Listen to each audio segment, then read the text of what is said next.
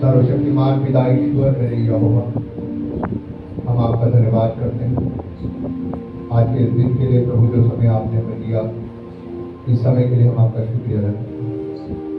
मेरे खुदा, हम तुमसे प्रार्थना करते हैं कि आज जितना वचन बोला जाए वो हमारी ओर से नहीं, वो आपकी पवित्र आत्मा की ओर से। और प्रभु होने दे मेरे प्यारे प्रभु जी, तेरा पवित्र आत्मा हमारे बंधनों को तोड़े, श्रापों को तोड़े, और हम आपकी आवाज को सुनने पाए, और आपकी आवाज हमें सही रास्ता दिखाए। पवित्र आत्मा जी हमारे बंधनों को तोड़े, श्रापों को तोड़े, हमारे जीवनों में सुख शांति दे, क्योंकि तेरा वचन कहता है कि तू अपने वचन को भेज कर उन्हें शांति देने वाला परमेश्वर है। हम मांगते हैं खुदा यीशु के नाम में, आमीन आमीन हालेलुया। आइए परमेश्वर के वचन से निकालेंगे दूसरा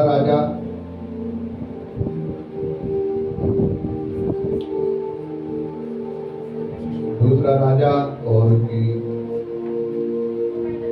2 अध्याय उसकी 6 आयत को हम लोग निकालेंगे।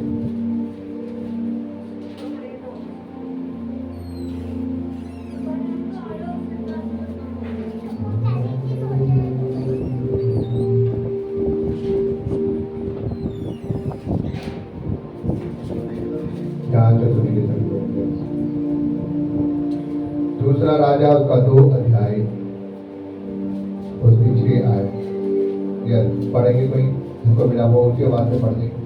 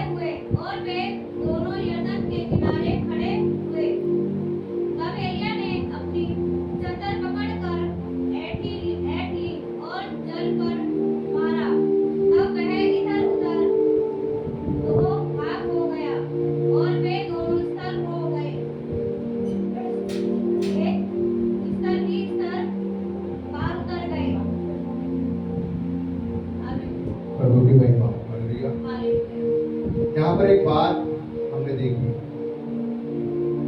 यहाँ पर लिखा है 2:6 में, फिर एलिय्याह ने उससे कहा, यहोवा मुझे यरदन तक भेजता है, इसलिए तू यही ठहरा रह। उसने कहा, यहोवा और तेरे जीवन की शपथ, मैं तुझे नहीं छोड़ने का। Hallelujah hallelujah. ये कौन कह रहा था कि यहोवा और तेरे जीवन की शपथ, मैं तुझे नहीं छोड़ने का? बाइबल बता रही है कि अलीशा एलिय्याह के साथ था, और एलिय्याह अलीशा का गुरु, उसको सिखाने वाला, परमेश्वर में चुनने वाला, परमेश्वर के द्वारा उसका अभिषेक करने वाला, उसको परमेश्वर में खड़ा करने वाला उसका गुरु था, उसका अगुवा। मेरे भाइयों बहनों, आज हम जो वचन सीख रहे हैं, उस वचन का मेन मोटिव यही है कि एक अभिषेक का मसा जो है वो हमारे लिए बहुत ही जरूरी है। जब हम एक ऐसे अभिषेक के साथ रहते हैं जो खुदावन का धर्मीजन होता है, और जब हम उसका आदर करते हैं, उसके पीछे पीछे रहते हैं, जब हम उसका सम्मान करते हैं, चाहे वो हमें डांटे, चाहे हमें कुछ भी कहे, अगर हम उससे कुछ सीखने की, उससे कुछ पाने की चाह, परमेश्वर का आदर करते हुए उस अभिषेक का आदर करते हैं, तो मेरे भाइयों बहनों, हम उस मत्स्य को पाते हैं जो परमेश्वर ने उस अभिषेक के ऊपर रखा है। हालेलुया। बाइबल यहाँ पर एक चीज को बता रही है कि जो एलिय्याह था वो खुदावन का धर्मीजन था, परमेश्वर उसकी प्रार्थनाओं को सुनता और उत्तर देता। एलिया जो भी परमेश्वर से प्रार्थना करता था, परमेश्वर उसकी प्रार्थना को सुनकर उत्तर दिया करता था। हालेलुया।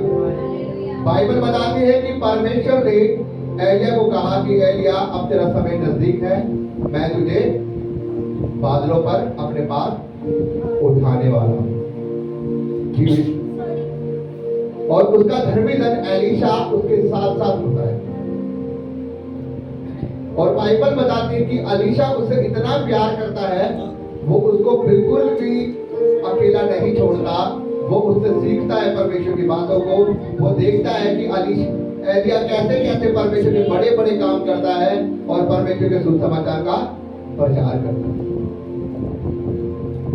इसीलिए जब एलिया ने एलीशा का अभिषेक किया, तो एलिया ने एलीशा से कहा, छठी आयत में जो आपने पढ़ा, लिखा है कि उसने कहा कि यहोवा मुझे क्या कर रहा है, मुझे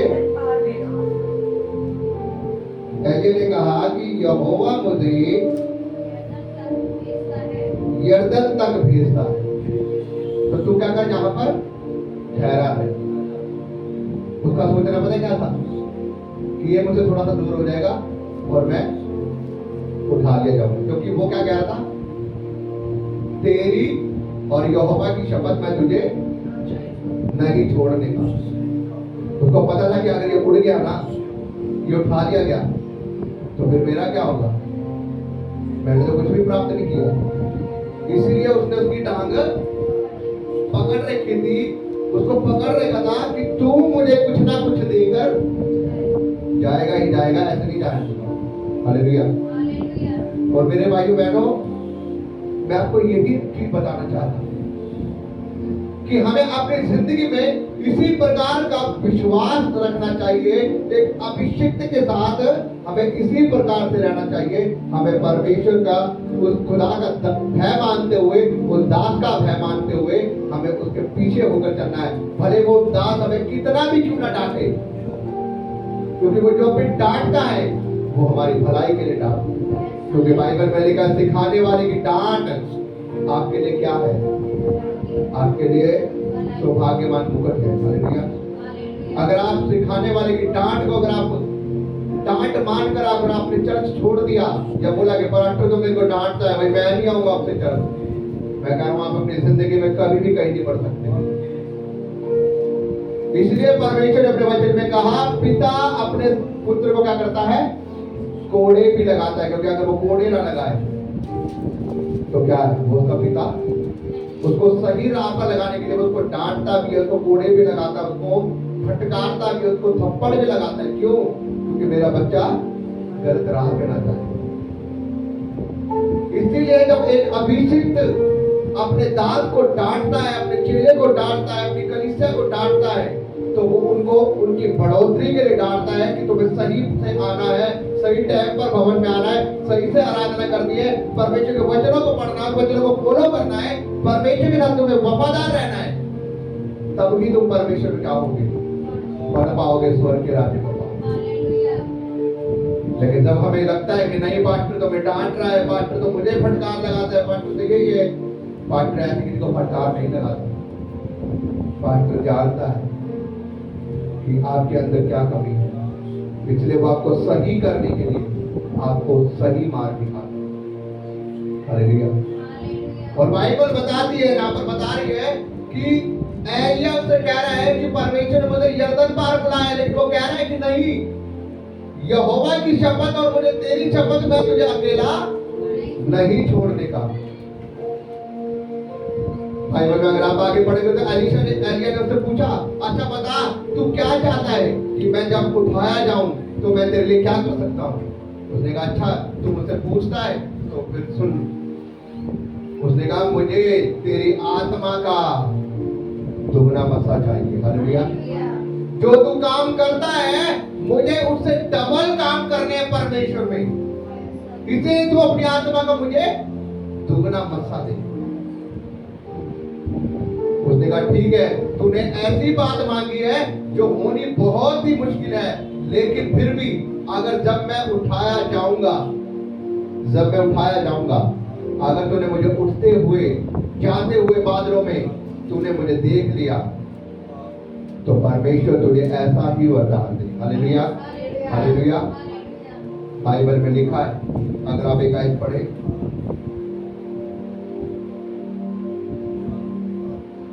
हम इसकी 12वीं आयत को पढ़ते हैं एक बार। और उसे एलीशा देखता और पुकारता रहा, हाय मेरे पिता, हाय मेरे पिता, हाय इस्राएल के रथ और सवारों।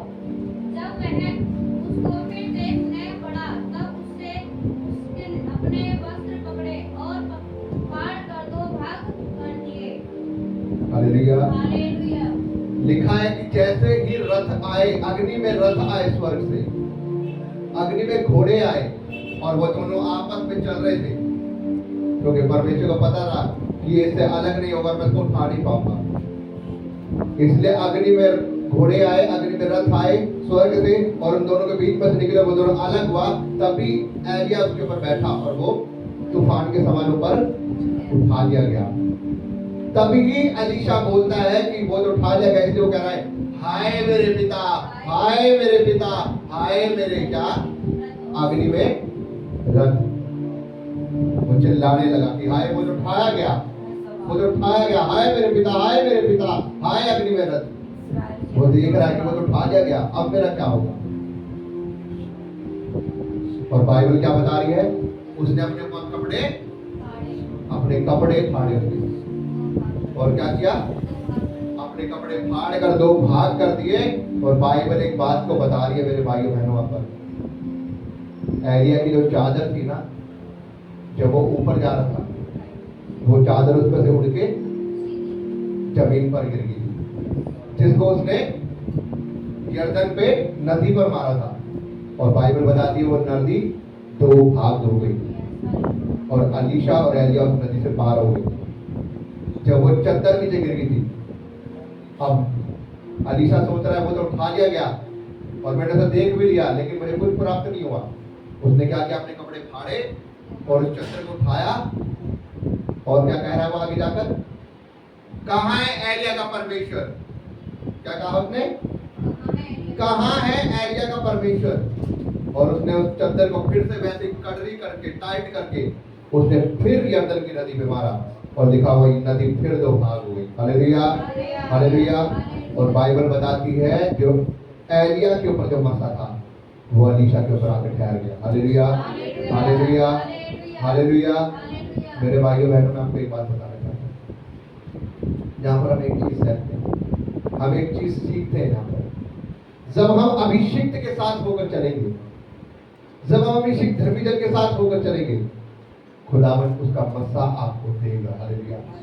लेकिन आपको उस दास का आदर करना है, उसका भय मानना है, उसके साथ वफादार होकर चलना है। हालेलुया। यहाँ पर वो एक बात कह रहा है कि मैं तुझे नहीं छोड़ूंगा। आपको पता है वो उससे प्यार करता था और सबसे बड़ी बात है वो उसका आदर, उसका रिस्पेक्ट बहुत ज्यादा करता था। यहां तक कि उसने परमेश्वर के लिए, बाइबल बताती है, अपना घर बार भी छोड़ दिया। हालेलुया। उसने अपना घर बार भी छोड़ दिया परमेश्वर के लिए। बाइबल बताती है आज लोग चाहते हैं मेरे जीवन में परमेश्वर बड़े बड़े काम करे, लेकिन वो नशा छोड़ना नहीं चाहते, वो चुगली छोड़ना नहीं चाहते, वो बुराई छोड़ना नहीं चाहते, वो विचार छोड़ना नहीं चाहते, वो बुरे काम छोड़ना नहीं चाहते, लेकिन वो ये जरूर चाहते हैं कि परमेश्वर मेरे जीवन में बड़े बड़े काम करे। और बाइबल बता रही है कि एलीशा ने अपना घर तक छोड़ दिया था। हालेलुया। और आपको पता है उसको मसा क्यों प्राप्त हुआ? क्योंकि वो अपने दास का, अपने गुरु का आदर करता था और वो परमेश्वर के साथ वफादार था। उसने कुछ छोड़ा था, अपने आप को अलग किया था उसने। इसलिए मेरे भाइयों बहनों, हमें इस चीज को समझना पड़ेगा। अगर हमें कुछ प्राप्त करना है परमेश्वर से, अगर हमें अपनी जिंदगी में कुछ देखना है, कुछ बढ़ना है परमेश्वर में, अगर हम कुछ आशीषों को अपने जीवन में देखना चाहते हैं, तो हमें पहले उस परमेश्वर के साथ वफादार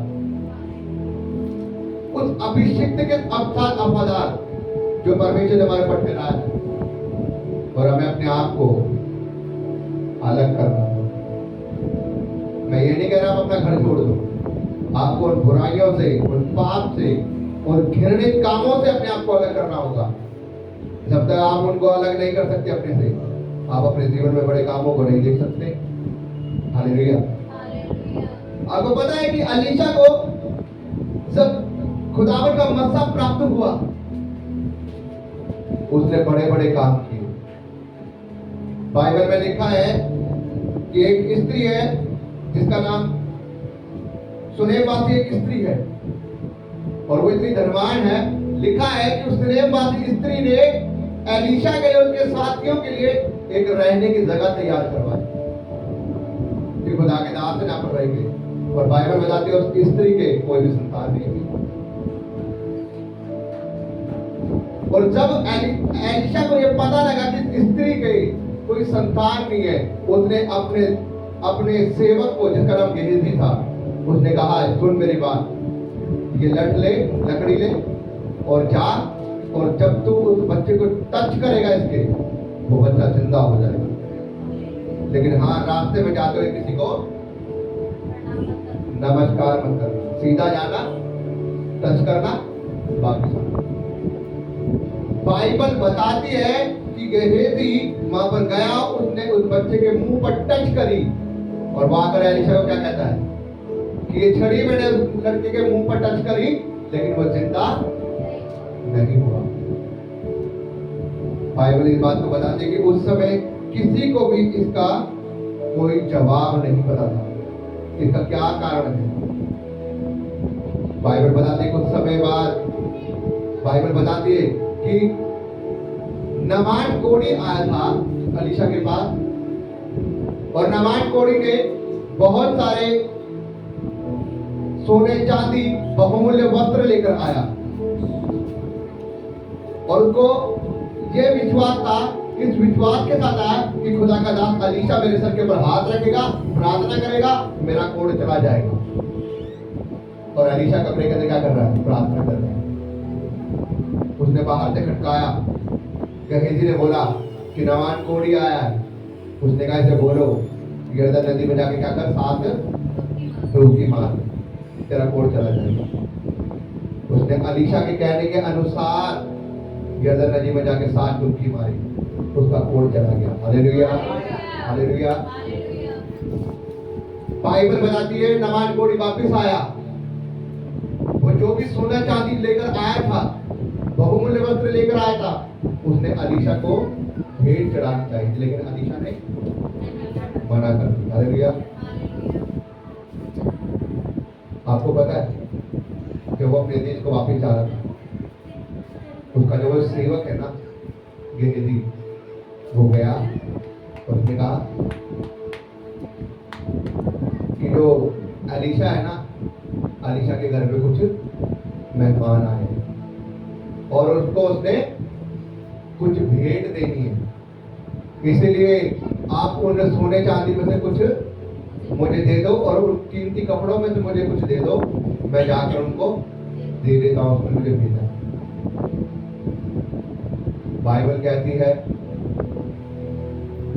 कि जब वो सारा सामान लेकर अपने घर के अंदर रख कर आता है, एलीशा से पूछता है क्या तुझे पता है कि मेरा आत्मा तेरे साथ था? मेरा आत्मा, तो तूने ये काम किया, तूने अपने मन में लालच क्यों किया?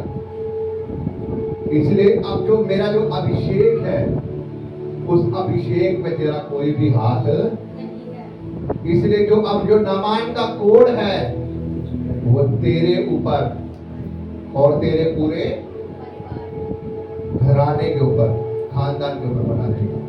हालेलुया। क्या हुआ इसका मतलब समझ रहे आप? क्या हुआ इसका मतलब समझ रहे हो? समझ में आई कुछ? क्या समझाया मैंने? बाइबल इस बात को बता रही है, एलीशा एली के साथ क्या था? वफादार। उसने कहा कि मुझे यरदन पार जाना है, परमेश्वर ने मुझे बोला तू नहीं रुक। उसने कहा ईश्वर की शपथ, तेरी शपथ मैं तुझे नहीं छोड़ूंगा। लेकिन यहाँ पर एलीशा का सेवक कौन है? गेहजी। अब उसने उसे कहा कि ये सोना चांदी मैं नहीं लूंगा, वो ठीक हो चुका है, नामान वापिस आ रहा है। लेकिन उसने क्या किया? उसने पीछे से जाके एलीशा का नाम लेकर उसके घर में गेस्ट आए हैं, ये सामान मुझे दे दो और मैं क्या करूंगा? एलीशा को दे दूंगा। और जाकर अपने घर में लालच, अपने गुरु के साथ वफादार। एलीशा के ऊपर वो मस्सा आया जो एलिया के ऊपर था। पहला परमेश्वर के साथ धर्मीजन, दूसरा अपने गुरु के साथ धर्मीजन। यहाँ पर एलीशा परमेश्वर के साथ धर्मीजन है, लेकिन उसका जो सेवक है गेहजी, ना उसे परमेश्वर का डर रहा, ना उसे अपने गुरु का डर रहा, ना उसने परमेश्वर के बारे में सोचा, ना अपने गुरु के बारे में सोचा। इसलिए बाइबल बता रही है वहां पर, एलीशा ने तो साफ कहा कि तेरे पे और तेरे पूरे घराने पर क्या होगा? ये नामान का कोड अब तेरे ऊपर बना रहेगा। मेरे भाइयों बहनों, मैं यहाँ पर आपको एक चीज समझाने की कोशिश कर रहा हूँ। यहाँ पर बारीकी से हमें एक चीज सीखने को मिल रही है। जब हम परमेश्वर के साथ वफादार रहेंगे, खुदा के दास के साथ वफादार रहेंगे, खुदा अपना मस्सा जो अपने दास के ऊपर दे रहा है, वो अपने दास के द्वारा आपके जीवन में एंटर करेगा ही करेगा। Hallelujah, hallelujah. अगर आप खुदा के साथ वफादार नहीं है, खुदा के दास के साथ वफादार नहीं है, मैं कह रहा हूं आप कितनी भी प्रार्थना कर लो, कितने भी उपवास कर लो, आपके जीवन में काम नहीं हो सकते। आप अपने जीवन में ब्लेसिंग को नहीं, उसने हल्का सा लालच किया, सारा कोड उसके ऊपर आ गया। हालेलुया। एलीशा अपने गुरु के साथ वफादार रहा। चादर गिरी, चादर उठाकर मारी, यरदन नदी पर यरदन नदी भाग हो गई। उस चादर को अपने ऊपर लिया। लोग कह रहे हैं वहां पर, लोग अपने मुंह से कह रहे हैं, पढ़ेंगे एक बार 14वें आयत को पढ़ेंगे। तब उसने यरदन के तट पर खड़ा हुआ, तब उसने एलिया की वह चादर जो उस पर से गिरी थी पकड़कर जल पर मारी और कहा, एलिया का परमेश्वर यहोवा कहाँ है? जब उसने जल पर मारा तब वह इधर उधर तो भाग हो गया और एलीशा पार हो गया। आगे पढ़ेंगे। उसे देखकर भविष्यवक्ता के चेले जो यरीहो में उसके सामने थे, कहने लगे, एलिया में से जो आत्मा थी वह एलीशा पर ठहर गई। हालेलुया। हालेलुया। क्या कह रहे लोग? वहां के भविष्यवक्ता क्या कह रहे हैं? एलिया की जो आत्मा थी, जो परमेश्वर की जो सामर्थ थी, वो किस पर ठहर गई? एलीशा पर ठहर गई। हालेलुया। क्यों ठहर गई उस पे? क्योंकि वो परमेश्वर के साथ, वो अपने गुरु के साथ। तो मेरे भाइयों बहनों, आज मैं आपको यही समझाना चाहता हूँ, परमेश्वर को हम परमेश्वर का साथ हम आत्मचोरी नहीं दे सकते, गुरु के साथ हम आत्मचोरी नहीं दे सकते। हालेलुया। परमेश्वर ने जो खड़ा किया है वो अपनी मर्जी से खड़ा किया। अगर इंसान अपनी ओर से खड़ा होना आपके ऊपर है तो उसका काम सिर्फ कुछ ही भर का होता है। बाइबल में एक जगह पे लिखा है कि तुम पतरस और उसको तमाम चेलों को कुछ मत कहो। लिखा है कि थोड़े दिनों पहले 400-500 लोग आए थे और वो खड़े हुए थे, वो कह रहे थे कि हम कुछ हैं, और लिखा थोड़े दिनों बाद उनका काम खत्म हो गया। लिखा फिर 400-500 लोग फिर खड़े हुए, फिर वो कहने लगे कि हम भी कुछ है, उनका भी काम थोड़े दिनों में खत्म हो गया। लिखा अगर ये लोग परमेश्वर की ओर से है तो तुम परमेश्वर से पंगा ले रहे हो, और अगर ये परमेश्वर की ओर से नहीं है तो इनका काम भी झट ही खत्म हो जाएगा। तो इसलिए मेरे भाइयों बहनों, मैं आपको बताना चाहता हूँ, जो परमेश्वर का दास आपके साथ खड़ा है, जो आपके ऊपर है, अगर वो खुद खड़ा हुआ है तो उसका काम पल भर का ही होगा। लेकिन अगर वो परमेश्वर की ओर से है तो आपके जीवन में गवाहियां भी बढ़ेगी, आपके छुटकारे भी होंगे, आपके जीवन में मसा भी आएगा, आपके जीवन में आशीष भी आएगी, बरकत भी आएगी और आप उसके द्वारा आशीषित होंगे। Hallelujah, hallelujah, hallelujah. लेकिन मैं आपको ये बात बताना चाहता हूँ मेरे भाई बहन, आपको परमेश्वर के साथ और दास के साथ वफादार रहना होगा। Hallelujah, hallelujah. तो मेरे भाई बहनों, आज का वचन हमें एक ही चीज सिखा रहा है, हमें परमेश्वर के साथ वफादार रहना। हम उस मसीह को अपने जीवन में जरूर जरूर जरूर देखेंगे। हालेलुया। और आपके द्वारा भी बड़े बड़े काम जरूर होंगे। मैं विश्वास करता हूँ आप इस वचन को सीख सकेंगे, परमेश्वर के वचन के बड़े और सुने जाने पर आज आमीन। आइए हम एक प्रार्थना